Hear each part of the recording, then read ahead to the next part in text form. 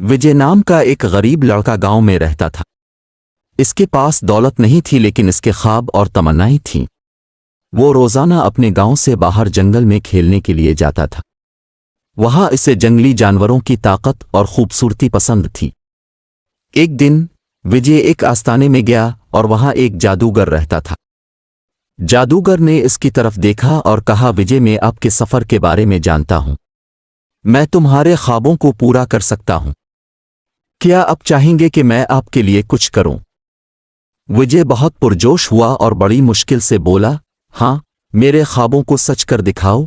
मुझे ऐसा घर चाहिए जहां मैं और मेरे घर वाले खुश रहें। जादूगर ने अपने जादू के जरिए विजय को एक बड़ा और आलीशान घर दिया।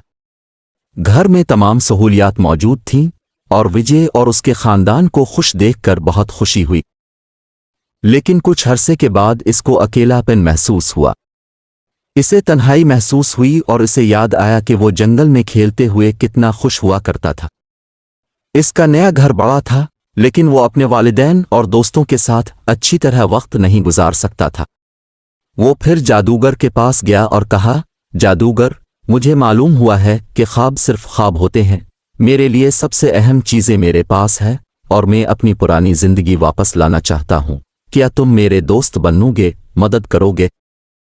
जादूगर ने मुस्कुराहट के साथ कहा, अब को मालूम हो गया है विजय, हकीकी खुशी और इत्मीनान अंदर से आता है और आपके पास ये सब पहले से मौजूद है। जादूगर ने दोबारा अपना जादू इस्तेमाल करते हुए विजय को अपने पुराने गांव ले जाया, जहां वो अपने दोस्तों के साथ खेलकर खुश हो सकता था। विजय अपने दिल की गहराइयों से जानता था कि हकीकी खुशी और ज़हनी खुशहाली खुद गर्जी के बजाय समाजी ताल्लुकात और बाहमी लगन में पोशीदा है। ये कहानी हमें सिखाती है कि ख्वाब अहम हैं, लेकिन हकीकी खुशी और खुशहाली हकीकत में मुज़मर है, जो अपने प्यारों के साथ वक्त गुजारने, इश्तिराक करने और ताउन करने में बेहतर है।